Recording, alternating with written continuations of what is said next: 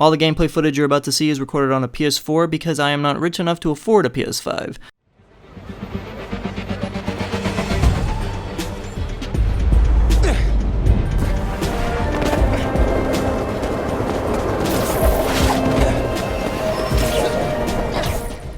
A lot of you who watch the channel know that my bias towards Spider-Man is stronger than most K-pop fans are towards their favorite groups. And you'll also know that Spider-Man for the PS4 was, and still is, my favorite game of all time. So it should come as no surprise that when the trailer for Spider-Man Miles Morales first dropped, I became more excited than J. Jonah Jameson getting a picture of the webhead himself.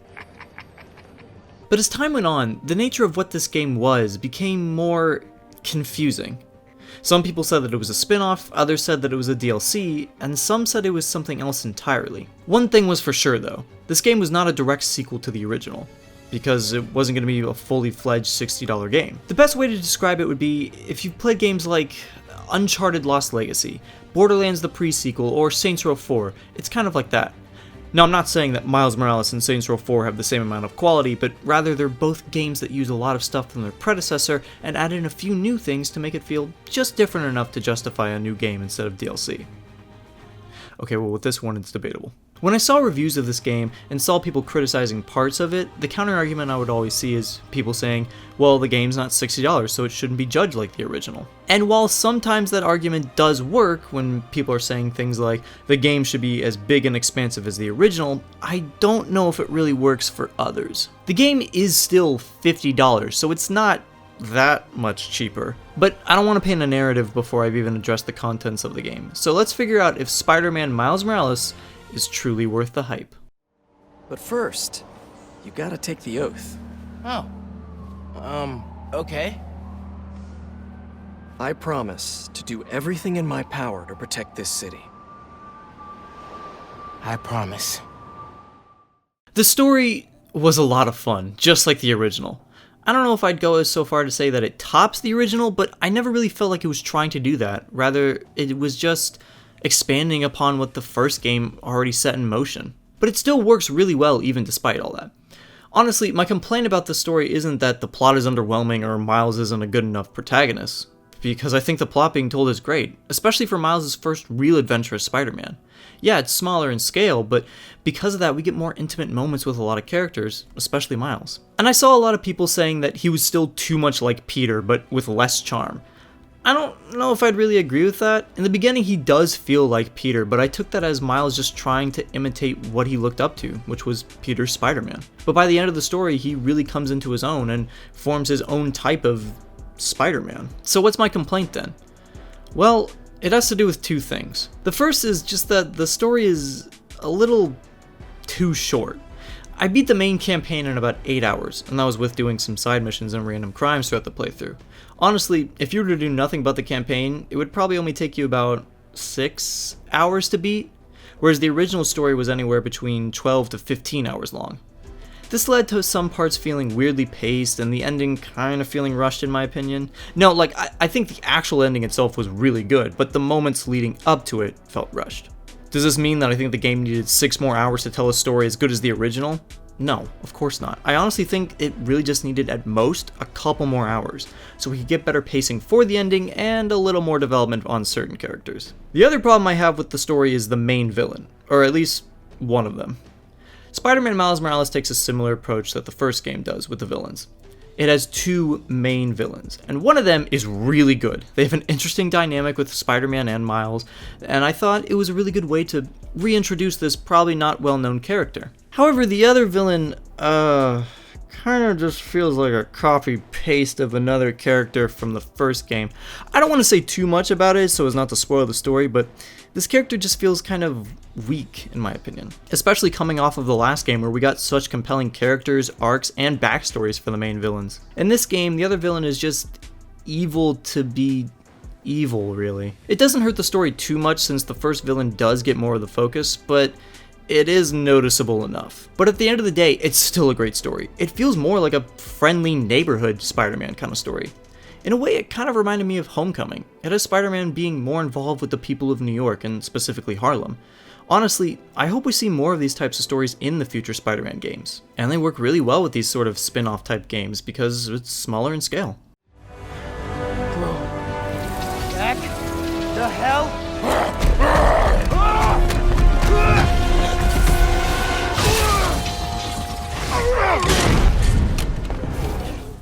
This is without a doubt the best part of the game, and it goes to show that Insomniac Studios are really listening and truly do care about their fans. Hell, they're still adding new suits to the original game. So, what exactly did they do with the gameplay in this one? And was it improved upon? Let's start with combat. I've seen people say that the combat has been upgraded, and I've seen people say that it's been downgraded. My opinion is neither. I think it's just different. The original game focused more on fighting while using gadgets to end the fight quicker, and this game focuses on fighting while using the new Venom electricity powers to end fights quicker. It all just depends on what kind of game you want to play. If you like taking out people one by one with different web-based gadgets, then yeah, you'll probably like the original more. But if you like taking out multiple people using powerful AoE attacks and just using brute force to finish enemies, then you're gonna like this one more. I don't necessarily think one is better than the other, but I definitely love the new style of fighting that came from this game, and I'm excited to see how they may combo it with Peter's fighting in the future games. So while combat might just be different, there's no doubt whatsoever that the stealth in this game is 100% better than the original. Even if we were to ignore the invisibility power, stealth is still way better in this one. If you saw my review on the original game, you'll know the one thing I wish we could do as Spider-Man was web people up from the ceiling while in stealth. But unfortunately all you could do was web people up from railings and perch points. So it felt a little too similar to the Batman Arkham games in that regard. But this game added both wall stealth takedowns and ceiling stealth takedowns. It is so much fun just to be able to crawl on the ceiling, slowly descend upside down on a web, stealth take down someone, and then go right back up. But of course, that's only one reason that the stealth is better. Miles' other new ability is to turn invisible for a short amount of time, which makes stealth so much more easier to just speedrun. I can honestly get into a similar flow with stealth that I do for combat because of it. Plus, even if you do get spotted and are taken out of stealth, you can just turn invisible, go hide somewhere, and then be taken right back into stealth mode, which was awesome, and it meant I didn't have to reload my last checkpoint if I wanted to do stealth. Alright, now we're gonna move on to the main attraction of every Spider-Man game, web swinging. The original was highly praised for having one of the best web swinging mechanics since Spider-Man 2 on the PS2, and Miles Morales feels even better than the original. I don't exactly know what it is, but when I went to go back and play the original after beating this one, the web swinging there felt more stiff. I don't know, it might be due to the fact that Miles can use his Venom powers to help either increase speed or height while traveling, and one way to charge up your Venom powers is to do tricks in the air. So both of these things made for a more free-flowing web swinging experience. Wow, I should put that on a t-shirt. It could also be due to the fact that Miles' animations are different from Peter's. In the original, Peter always moved like he was an expert gymnast or tricker. Everything always looked precise and efficient, giving the feeling of a more veteran Spider-Man. Whereas Miles' animations can sometimes feel more unrefined, like he's not fully used to the web swinging, giving the feeling of a newer Spider-Man. I wonder what other people thought about the new animations. The way he leaps off of rooftops and flips backwards to face the camera before falling into a headfirst dive is just full of the exaggerated swagger of a black teen. Oh. Okay, let's move on. I can see everything you see. How are you not puking all the time? Lots of practice. So I've been praising this game a lot, but now let's focus on what I think is probably the weaker side of this game, but not in the way you might think. Looking to the side missions in this game, there are a lot of similarities from the first one. Collectibles are here and have a similar purpose. In the original, things like backpacks and pictures were able to expand upon the lore and background of the in-game universe, as well as provide a little bit of fan service here and there. And while the collectibles like backpacks are in this game, the problem is that they're just aren't anywhere near the amount to collect as the original. Also, the substitute for backpacks we got were, I don't want to say lackluster, but they just felt more of the same, and I kind of wish we got something completely different for Miles to collect. In the opening cutscene, we see some people doing street art of Spider-Man on the side of a building. It would have been cool to go around, see different artwork throughout the city that we had to collect and find, and maybe after finding all the artwork, we get a cool new, I don't know, street art style costume.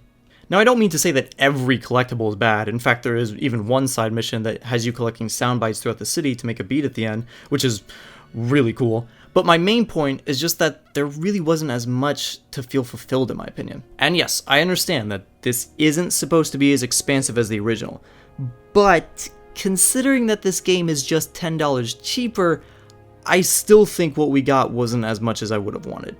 Yeah, it's a nitpick, but it is still there for me. However, bases and crimes in this game, while they are like the original, are much more designed around Miles' new powers, so they feel more unique here, and I really love how they turned out. Plus, we got some really cool new random crimes that happen in the city, like one where you have to stop a hacked helicopter from destroying everything. But of course, the big, brand new featured thing in this game is the Friendly Neighborhood Spider-Man app. I really like this idea.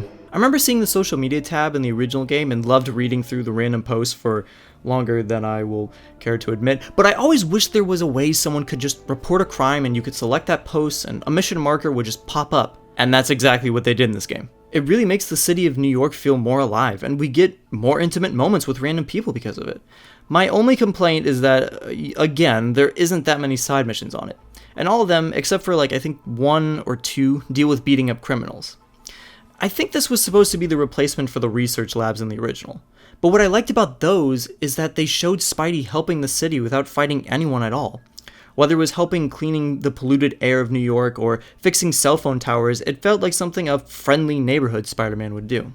For this game, let me give you an example of one of the side missions. A man is stuck on a window washing platform and says he needs help getting down, so I thought this would be something similar to that one random event in Spider-Man 2 where he had to rescue people about to fall off a building. I thought that when I got to his location, I might see a cutscene or something of his platform breaking and he would be hanging on the side of it and I would have to run up the building or web zip in time to get to him, and then but it actually just ends up you have to turn on a switch for the platform, which is powered by a generator that some criminals are guarding. I'm not saying I hate missions where you have to beat up criminals. I'm just saying I wish half of the side missions were that, but the other half was more just helping out random people or doing stuff for the city. So like I said, my problem isn't that the side content is bad, it's just the lack of it that I have an issue with. I was able to 100% this game in about 15 hours, compared to the 30 to 33 hours it took me to 100% the first one. But what about the other side stuff? Things like suits. Well, that I have nothing but praise for. When I finally understood what this game was supposed to be, not a full $60 game, plus the fact that Miles didn't have that many well-known suits, I was a little worried we wouldn't get that many in the game, maybe only 4 or 5. But we ended up getting 19, and I love how all of the suits look. In the original, there were a couple of suits that I just straight up didn't like, but in this game, I love the look of every single suit and pretty much used all of them for a decent amount of time. And finally, of course, I'm gonna address it, the soundtrack. Just like the first game, it is amazing. It still has that epicness of the original mixed in with a sort of rap beat kind of vibe. It gives the game a unique style to it, and honestly the music in this works better here for the web swinging too. There was always that meme of the original that as soon as you jumped, a full orchestra would start playing, but in this game, it starts off with a simple beat. But as you progress further and travel around the city more, the beat, the melody, and the other instruments all pick up and become more complex, and I love it. I remember when I first got this game and started it up, I was feeling a little sick at the time, and no lie, when I heard the theme of this song, I honestly felt better just for a few minutes. So, that's Spider-Man Miles Morales, and honestly, I love this game. I mean, I'm gonna buy a PS5 just so I can play this again the way it was meant to be played. Of course, my bias towards Spider-Man will obviously be a factor of my enjoyment, but it really is a fun game to play, and Insomniac Studios knows just what their fans want. It makes me so excited to see where they're going to take this series next. And yeah, there are some things I don't like about the game, but I firmly believe that if this game were as long as the original, it would have been better hands down. None of the concepts or gameplay features are bad, they just leave me wanting more. So, is this game worth the hype? Yeah, honestly, if you like the DLCs from the first game, you'll love this game. It's just more Spider-Man content. That's always good in my book. So, my final score for Spider-Man Miles Morales is an 8.5 out of 10.